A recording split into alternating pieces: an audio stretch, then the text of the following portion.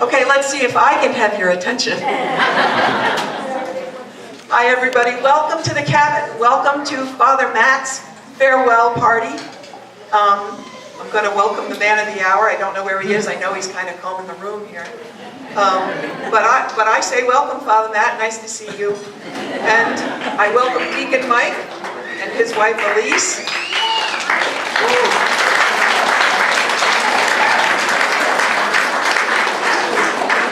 And we know that Father Matt's family is a little bit scattered around and stuff. So most of them couldn't be here today, but his brother John is joining us, and his wife Sarah, who's around.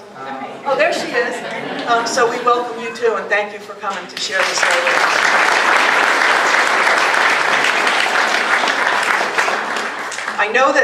I know everyone here knows that Father Matt has done a tremendous service to this parish, because he has raised the level of what the diocese kind of looks at as vibrancy, the vibrancy of a parish. And that's an active parish. It's a parish that can sustain itself financially, and more important than anything, it's a parish that is just loaded with volunteers. And over the years, I've been so proud that Catholic Charities and other organizations have said, this is a small parish in the North Country, but we have more volunteers in relation to larger parishes than any parish in the diocese. And that says a tremendous amount about all of you.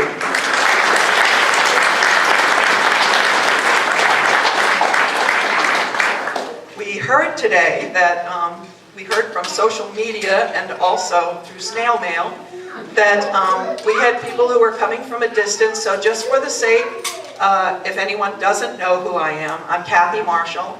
I'm the administrative assistant here at the parish, and this August I will have had the privilege to serve here for 23 years. I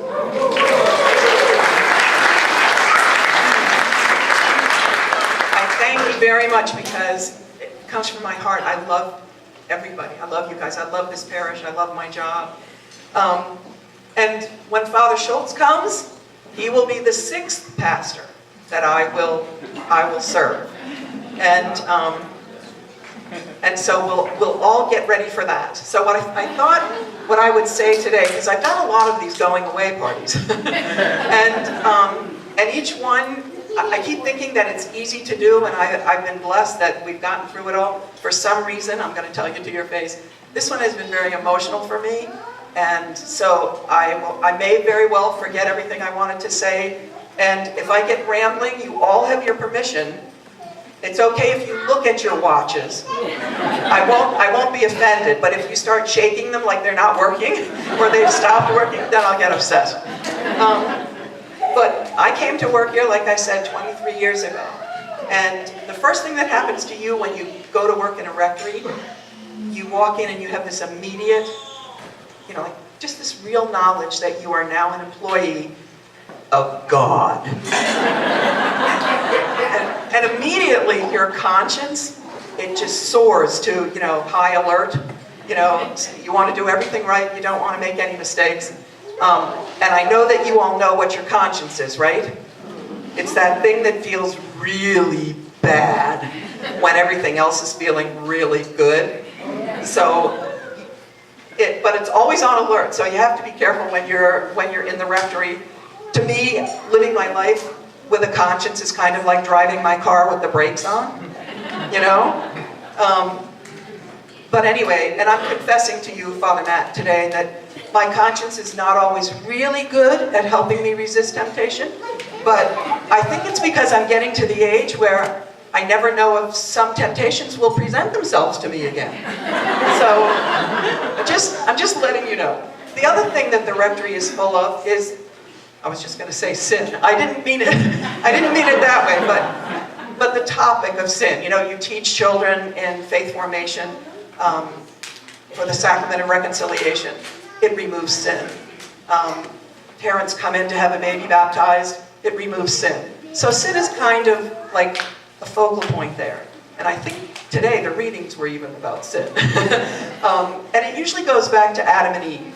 And people always say that we had it really well in the garden, Adam and Eve were weak. Eve was weaker. And Eve messed it up for everybody because she was tempted and ate the apple. But another thing you get when you work in the rectory and you are talking to priests all the time is you get a tiny bit of spiritual insight. And so sometimes you can debate these things. And the way I look at it, it took all the powers of hell. It took Satan himself to tempt Eve to take a bite of that apple. It just took a woman to get Adam to do it. So I'm interested in seeing when Father Schultz comes, what kind of priest he is, because I can tell you that the 5 priests who preceded him, they are all fitness buffs. Very health conscious, very active. And that includes Father John Mazet, who was a senior priest, but he walked a lot. You know, you'd see him walking downtown. He did a lot of that. But all these other priests, if they're not skiing, they're snowboarding. If they're not working out at the gym, they're climbing a mountain. If they're not riding their bike or hiking around Echo Lake, they're working out in the rectory basement, lifting weights, and honestly, running on a treadmill. They're pathetic. They have no consideration for someone like me. Because I'm the kind of person, when I get that urge to get up and do something really physical, get my cardio up, I try to lie down until the feeling goes away. I mean, if exercise is so good for you, how come all the athletes are done when they're 35 years old? So, I don't need a gym, and I don't need a treadmill, because I can get 3 weeks worth of cardio just by walking into a spider web. So, and it was not unusual, talking about the physicality of these priests, it was not unusual to see Father Matt go down the hall in the rectory. It kind of looked like a modified backpack he would have on. And I never really knew where he was going, but one day I kind of said, will you be back today? And he said, I'm on my way to climb Mount Washington. And then he looks at his watch and he says, I'll be back for my 3 o'clock meeting. And I thought, there have been times, I'm not kidding, that he actually really inspired me, and I said, maybe I could set a goal for myself, something physical that I never thought I could do, and do it. And so I would sit there and I would daydream, and I said, I can picture myself walking down the hall with my backpack on, calling back over my shoulder to my staff, I'm on my way to climb Mount Washington. In 35 minutes, call medical services, tell them where I am. And on top of everything that Father Matt did, hardworking and all the physical things, he wanted to take up golf on top of it. And luckily, my cousin, Tom Foss, who's here somewhere, is an excellent golfer. And he said, it's not a problem. We'll go out to the Wambeck, I'll give you the basics, give you some pointers, and after that, it's just a matter of practice. So they would go out. And I noticed over a period of time, I knew that Father Matt was using those tips, those golf tips. Because every once in a while, I'd see him up on the altar using that interlocking grip when he was praying, And I saw Tom not too long ago, and I said, how did his game ever turn out? And Tom said, he thinks his game is great. And I said, what do you mean he thinks his game is great? And he said he thinks his game is great because he gets to hit the ball more than anybody else does. And I'm also thinking, with regard to Father Schultz, will he be a cook? Because most of the priests that came before him are excellent cooks. I have to kind of remove Father Ray Ball from that, because Father Ray Ball was not a cook. And in fact, when we heard he was coming to the parish, he came for a staff visit and to see the rectory and to see the church. And Father John Mazet was here, and Father John Mazet, his history was being a chef, cooking for monks and cooking for religious groups and stuff like that. So he had this spread on that day, and when Father Ray came in, he said, do you have a cook here? Is there going to be a cook here when I'm here? And I said, no. I said, that's Father John cooking that. And he said to me, I'm cooking challenged. And I said, how challenged are you? And he said, I have trouble making ice cubes. He wasn't kidding. He wasn't kidding. On a really good day, Father Ray Ball could probably whip you up a respectable bowl of Cocoa Puffs, And And he did make coffee once, and I'm not going to say it was really bad. I'm just going to say it wasn't habit-forming. So you're surrounded by these priests who are working out all the time, priests who are cooking and all the time, and so you start to reevaluate yourself, you know, and you want to be different, you want to be better. So I went out to Father Matt one day because he would cook in the rectory, and the aroma of what he would cook would just waft down the hall and come into where Sandra and I were, and we would say, what is that man cooking? And why isn't he coming down and asking us if we want some? You know? And so one day I went out, I said, I'm going to go out and I'm going to look in that pan, and I'm sure that I'm going to find a meal that belongs on Cooking Today magazine, you know? When I opened the top of the pan, not so much. Because I call it UFOs. It was unidentified frying objects. But he always cooked it. He made it smell really good. And I know that it was healthy. So one day I said, I am going to check his diet. I'm going to see what he's on, see if I can pick up some pointers. And I went out and he had 5 bowls lined up on the counter. And he was putting miscellaneous greenery into it. And I said to him, are you having company today? And he said, no. He said, I'm planning my meals for the week. And I said, Father Matt, you could save yourself a lot of chopping, a lot of tossing, and a lot of cutting if you would just get up in the morning and go next door and graze with those 2 cows over there. Same menu, same menu. But then I said to him, I really want to know, because you're looking good, you're feeling good, so I really want to know what you're eating. I said, tell me what foods are on this diet. And he turned around, he always has this like expression of like he's happy and he's excited, you know, and he turns around, and I thought he was going to start marking off on his fingers, you know, like all these great things that he was eating, you know. I'm having ho-hos, I'm having ring-dings, I'm having Twinkies and mashed potatoes. But he did that, but he was saying, I'm having lettuce, I'm having celery, I'm having kale, and I thought, you know, this is the diet that I've known all my life, you know, that you can eat as much as you want of everything you don't like.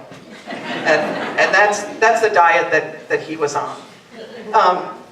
I did want to share with you some things about when Father Matt came to us. When we heard he was coming to the rectory as our pastor, we knew he was young. We knew this was his first parish. And one day Sandra and I were talking in the rectory, and I said, I know that we've been here a long time, and Sandra and I know a lot of the people. We know how the parish operates. And I said, I don't want this young priest to come here and think I would ever try to like usurp his power or second guess him. I said to Sandra, I want him to know that I would defer to him in all kinds of spiritual matters, and that he's the shepherd of the parish, and I would definitely obey that. And Sandra said, I was thinking the same thing. She said, I don't want him to think, you know, that I'm mothering him or anything like that. Truth. So I said, we're on the same page. I said, an opportunity is going to come up where we can show him that that's how we feel. So we had a little staff meeting and talked about a couple of things. And as soon as he stopped talking, Sandra and I at the same time said, you're the pastor. Well, you're the pastor. Like we were handing over this power, you know, to him. And he immediately said, I am the pastor. And he gets up and he walks out. And Sandra and I going, he doesn't need any self-confidence help. He can do it on his own. You know, like this, he's okay. You know, like he is really okay.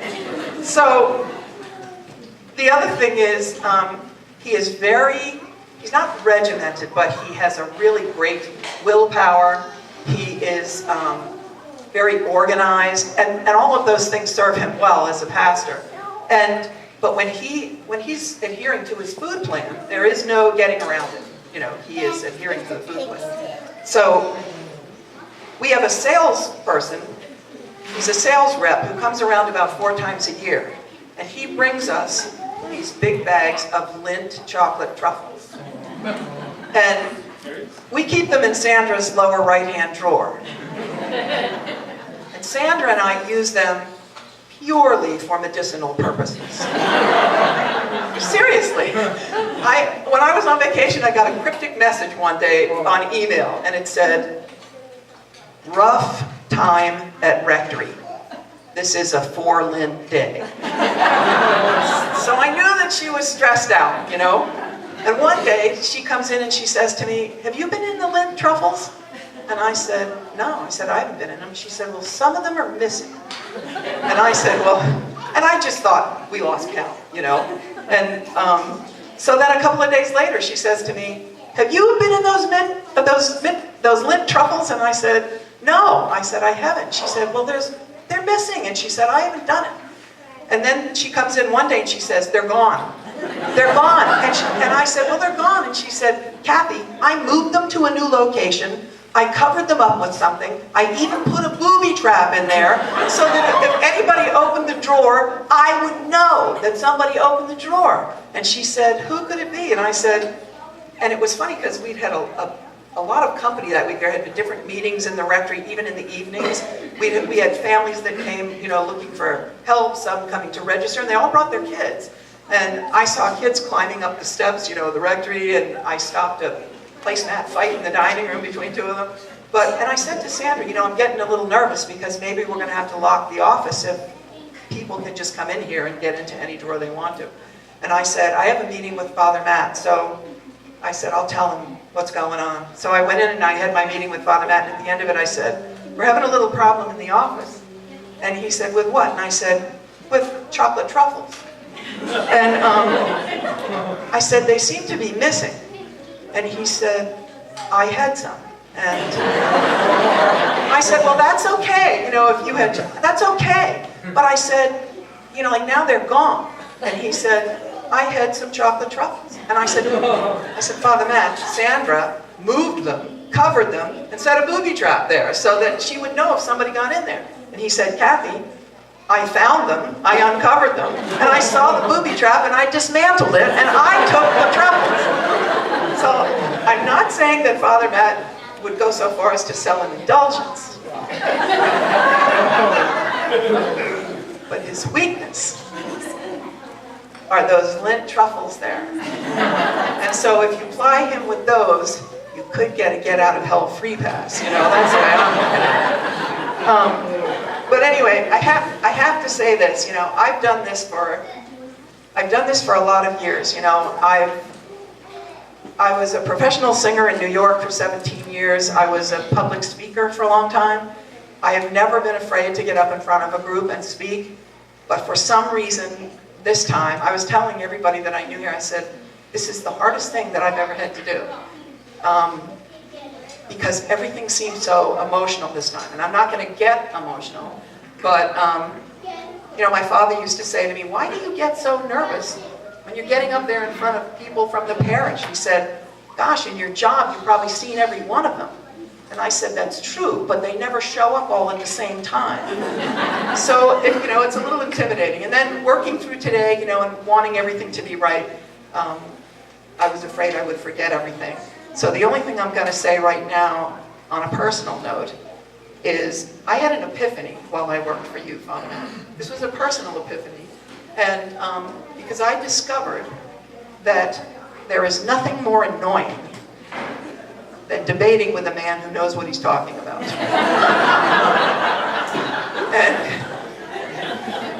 And I want to tell you that I pray that you be healthy, that you stay healthy. I pray that God gives you every possible blessing you can have. And I pray that sooner or later, but within reason, that this diocese, and especially you, are lucky enough to see the fruits of the labor in your new job. I thank you for everything. You are my hardest goodbye. So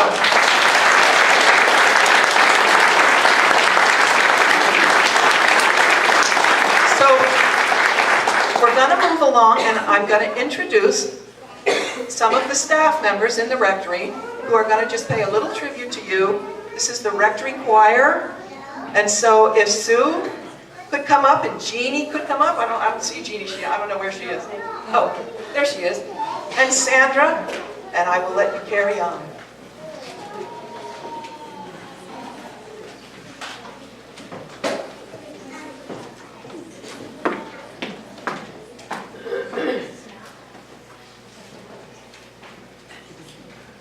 Just a little background on what we're going to do. Father is pretty particular about Christmas. We couldn't decorate the 1st of December. No, can't do that. Couldn't play Christmas music. He said if we did, we'd have to close the door. So then when we did get to decorate and to play Christmas music, there was specifics on what Christmas music we could play. He said he really didn't care as long as it wasn't rocking around the Christmas tree. So Father, this song is especially for you. You had a whole 5 minutes to practice. Yeah. Okay. Are we ready?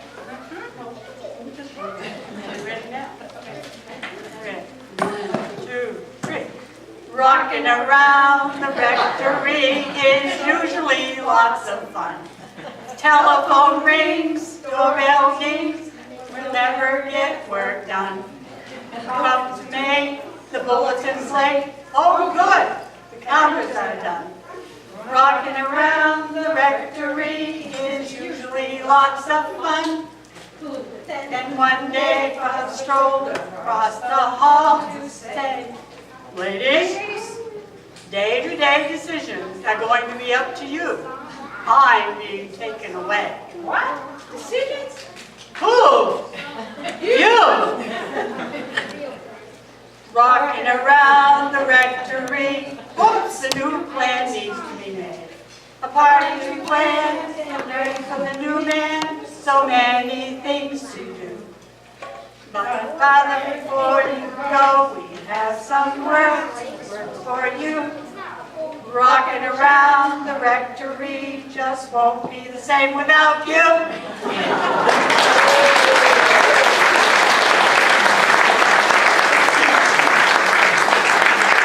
might add, we didn't get a call back for the voice.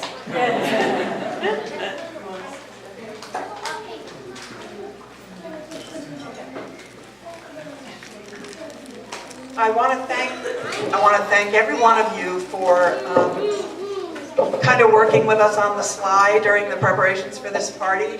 For trusting us with the direction we were going in, and for all of your support, because everything that happened today, you made it all possible. So what we'd like to do now is present Father Matt with some of the Thanksgiving items that certain ministries have wanted to give to you in gratitude. So if Carrie Morrill would come up, and Mark Frank, if you would come up. These are the representatives from the Catholic Women's Group, the Tabernacle Society, and the Knights of Columbus. Okay? And Father Matt, if you want to, you can come up here because you'll probably be up here for a little while. Well, that's a tough act to follow. Father, you raised us up in this parish to a point that is unbelievable. Your spirituality has been so contagious. And we hope that our legacy for you is that we continue the good work. So today, the Knights of Columbus, the Tabernacle Society, and the Catholic Women's Group want to present you with a gift to travel with you. Thank you very much. All right.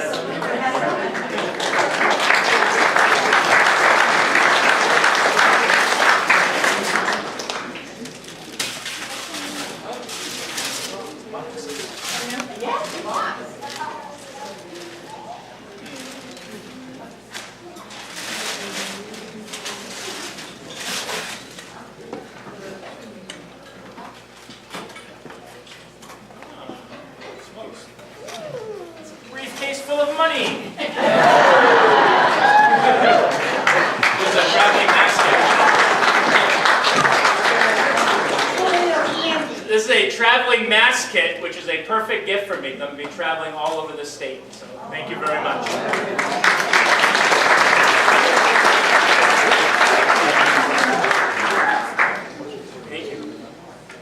So while you're here, the rectory staff would like you to have a special gift. So Sue will come back, and Jeannie will come back, and Sandra will join me.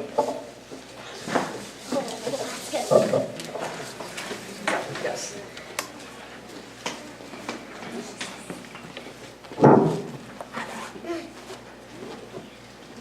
It is different looking out from here. I'm going to spin through a little bit. I'm Jeannie Netto, for anybody who doesn't know. I grew up here, floated around the world with my husband Andy, built a small tribe, and then returned home to God's country, which is truly where we are. One of the greatest blessings has been unfolding in my spot as the local kind of hunchback of the Notre Dame, or Gate of Heaven.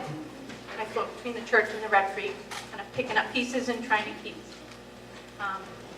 it as nice as possible. It's been a privilege to be part of a small group, able to pester, hopefully help, and get to know Father Matt and what he does.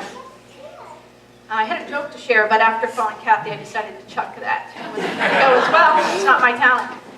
I decided to spare the crowd, so I wanted to focus on 3 little pieces that came to my mind to share. I could keep you here all year. So, Father Matt, a man strong, rich in faith. I've seen give of himself in so many quiet, beautiful ways, all around, to everyone that's around him. Working around, I'm fortunate to have encounters all the time that show me amazing things. Recently, as an example, an old man came to the church looking for Father.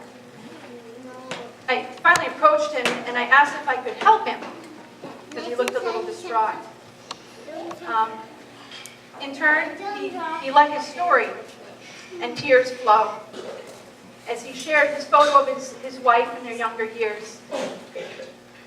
He was adamant and said that he had to find Father Matt to thank him for coming in that night previous, in the middle of the night, sitting, blessing, anointing, and being with them as she left their arms into those of Christ.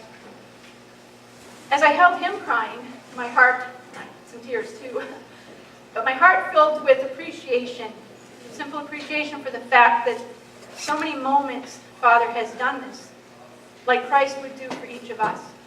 It's the hands, feet, and the heart of Christ as our shepherd. I'm sure so many here had such moments. His gift in patience and compassion is priceless. Second is the model for the youth, our church's future. One night after working around, I popped in the back of the church. The young adult group was going on. They were kneeling, scattered all around the front of the church on little rugs. And in front of them was a beautiful adoration. And as the light danced all around in the darkened background, it was just beautiful. I stopped and sat down a moment. As confessions ended, which he did for them all the time, Father sauntered out with his long strides and sat facing them in the front of the altar on the floor. All I could think of was it was just like Christ himself would likely do, to teach and to mentor. A priceless gift for the future of our church. This gift matches perfectly for his new endeavors as vocations director, does it not? I appreciate this even more deeply with joy and consolation to my heart in believing as my Andre enters the seminary, he has the greatest guardian ever. Lastly, a moment I got to see fairly often. A simple gift. But one day later on in the day, cresting the midway of the stairs to the rectory as I was running up, there was Father Matt perched back in his chair with his books and laptop around him, deep in processing and homily to share with us, preparing. Now, I hope it's okay to share, but it's also his chapel. And the tabernacle with Christ is right before him, as if guiding him. It felt like peering over a mountain atop that the sun rays of Christ were shining down on him, filling him with God's words to show us the way. For we have been truly blessed with this gift of knowledge and of ways to express God's path for us. One that finds a way to touch people of all ages. Now, I do have a simple request that should have been put in the application for the bishop. I have 5 guys with hearing loss, so 10 hearing aids floating around the house. And one of their greatest appreciations from Father from the very beginning is that he's very loud and clear. Now, I know older people appreciate this, but my guys in general could probably definitely verify how much they appreciate that gift, because it opens the Mass to them. So we decided that Father Schultz has to pass that test, or we'll send him for class with Father, because it definitely makes a huge difference when you can touch someone's soul.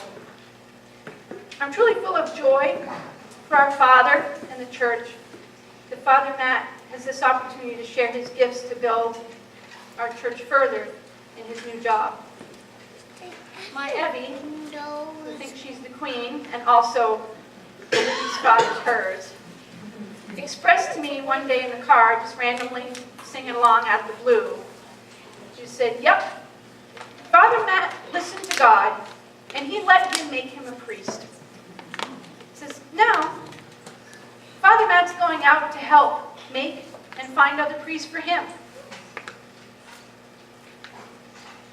Kathy, Sue, Sandra, and I would like to give you this memory reminder of the first home and parish to follow you always and to keep fresh in your heart, that we all welcome you home at any time with open arms to us all here.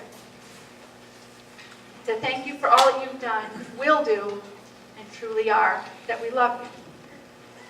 Now, before we give you the gift, I have a couple clarifications that came up. One was clarifying the chocolate situation. Yes, it was a little awkward feeling in the territory there, because I'm kind of a little bit on the edge of everywhere. And I was on the newer edge of the group. And Father kind of joked to me one day, saying that it might be possible that they might be thinking that I was taking some chocolates. Did he tell you that? Yeah. Yes. I didn't touch one. Unless it was in a bowl on the desk, which was actually free for sharing. But that's when I found out he was actually taking the chocolates. Second thing is, I forgot, see. The third thing is a little comment he made today. Oh, no, I remember. We were cleaning out upstairs in the rectory. Some of these things are older. I don't know how old they are. Unidentifiable. We were cleaning out some things in the closet upstairs, and we were just checking things to be given away. And he just looked like, wondered what I thought, whatever, and I just turned to him and I said, "It's your home. Do what you want. It's your home." And he did just look at me and he said, "You're right.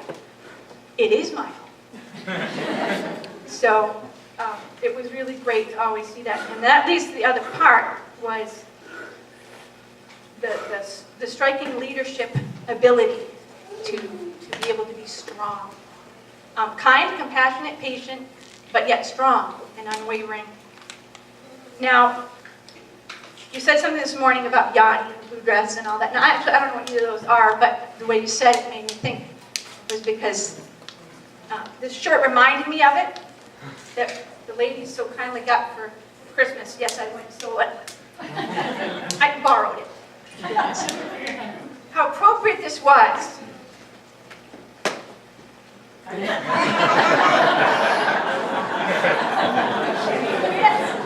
I may be wrong, but it's highly unlikely. And the sad part is, it's usually true.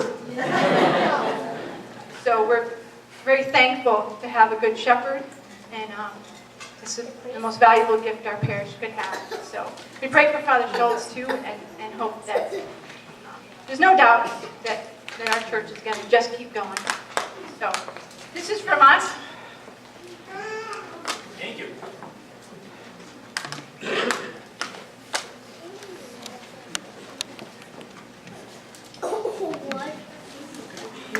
We taped it.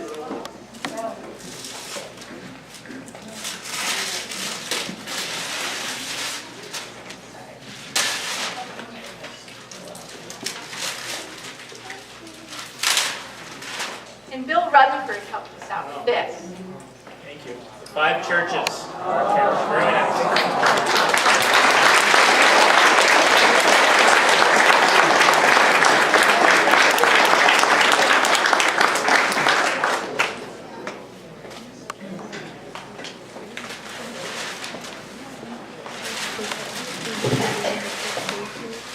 Father usually comes in and sits in the chair. When he comes through the door, we know there's something he wants.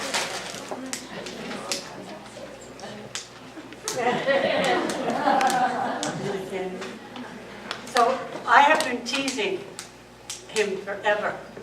Every once in a while, we have holiday masses.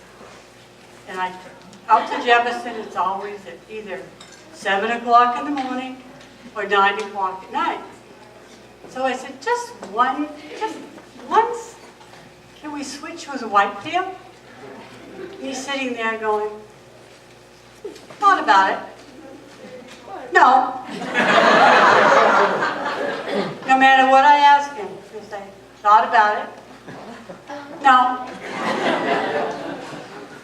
I got one for him he hasn't known about yet. No. Deacon Mike, you're on.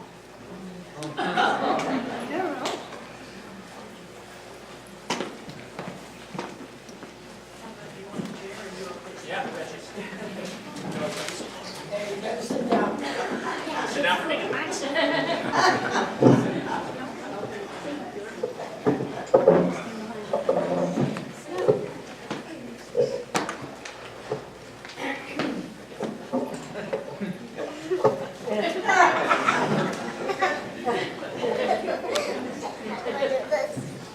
Hello, everybody. As most of you know, I'm Deacon Mike, and I met Father Matt over 5 years ago when I was assigned to be here for my student internship as a deacon. We were given internships for the first year before we became a deacon. So I met him then, and I always felt very welcomed by him, and I always felt very welcomed by everybody here in this parish. And I lived in Berlin, and I worked in Berlin, so we worked it out that I would be here every other weekend, and that I would stay overnight when I was here on the weekend at the parish. So he welcomed me into his home, and I've always considered the rectory my home away from home. Sometimes I'll wake up in the middle of the night, where am I? Oh yeah, I'm at the rectory. God has blessed me with pretty special people in my life, and Father Matt is definitely one of them. I didn't know how special he was until that first night I stayed at the rectory that year before I was ordained. He showed me my room and then told me that he would not be staying at the rectory that night. I looked at him and going, where is he going to go? He would be sleeping outside at another location not too far away. It was November, and the temperature was not very warm. But he had been doing this for a number of weeks because it was more beneficial for his health. He would continue to sleep outside for about another year. His health has improved since that day, and he thankfully no longer has to sleep under the stars. But he never once complained, not once. I so admired that because I would be just the opposite. I would complain to anyone who would want to listen. I thought that was pretty remarkable, especially in one so young. Another thing that I find equally remarkable is his vow of obedience. Once I had completed my year of internship, we were getting ready to be ordained as permanent deacons. And our assignments as deacons were given out about a couple of weeks before we were to be ordained. In my heart, I was hoping that I would be assigned here at Gate of Heaven, because I felt so welcome by you and by Father Matt. But I couldn't be 100% sure that I would be assigned here. There was always a chance that I would be assigned to my home parish in Berlin. I knew that the pastors were told where the deacons' assignments were going to be. I was hoping that Father Matt would give me a hint, or actually tell me where I would be going before my ordination. We were only going to be told the night before the ordination. I wanted to know now. So I said, let's go out for supper. And I think I paid for it that night. One of the few times I paid for supper. And I was hoping he'd tell me. But no, Father Matt said, no, I'm not telling you anything, Deacon Mike. I was told by the bishop not to divulge any news, and he didn't, much to my dismay. He didn't even give me a hint. So you know he can be trusted not to divulge any secrets, which is a good trait to have in a priest. I think we've been a pretty good team since then, so much so that some of our parishioners have asked me if I would be leading with Father Matt on his new assignment. I think my wife and maybe my supervisor at the thrift store wouldn't take too kindly to that. We've even started looking like a father and son. One evening at a local restaurant a few months ago, the waiter came to take our order, and seeing the two of us assumed we were father and son. I looked at him and pointed to Father Matt and said, no, he's the father. And we never clarified it to the waiter. So he's still scratching his head over that one. Father is the same age as my oldest son, Patrick, so it is quite natural for me to treat him as a son, although I always call him Father. As a newly ordained deacon, I would often ask him many questions, and he would answer me in his fatherly way with words of wisdom. And he was certainly wise beyond his years, another trait that I find quite remarkable. I have certainly enjoyed these years working with Father Matt. He is an organized person, which I love because I am organized as well. And like so many members of his generation, he is a minimalist. He doesn't have a whole lot of stuff, just the basics for him. When he came to visit me one day in my position of thrift store manager, he proclaimed, I would hate your job, Deacon Mike, in reference to all the stuff we receive as donations on a daily basis. I think we all know what a treasure we have in Father Matt, and the bishop was quite right in selecting him as our new vocations director. If there is anyone who can bring men to the priesthood, it would be Father Matt. We are grateful to God for the 6 years he has been in our parish. Through the workings of the Holy Spirit, Father has brought unity and a sense of fervor to all the parishioners. Some clergy oftentimes have a certain age group that they connect with better. But Father Matt clicked with all age groups. There wasn't a person who didn't feel his calming presence and his very Christ-like demeanor. We as a parish are very grateful for your witness and for your years of being such a good shepherd to us. And we would like to present you with a gift in our appreciation. But before we do that, I want to leave you with a favorite Irish blessing for your new journey in life. May the road rise to meet you. May the wind be always at your back. May the sun shine warm upon your face. The rain fall soft upon your fields. And until we meet again, may God hold you in the palm of his hand.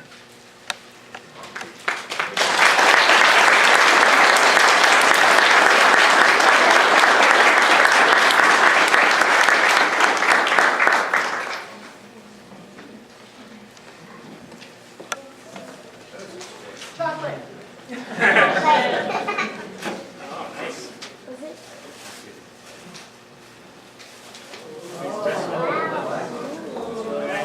Read the next. And it says, from your Gate of Heaven Parish family, right on it. So.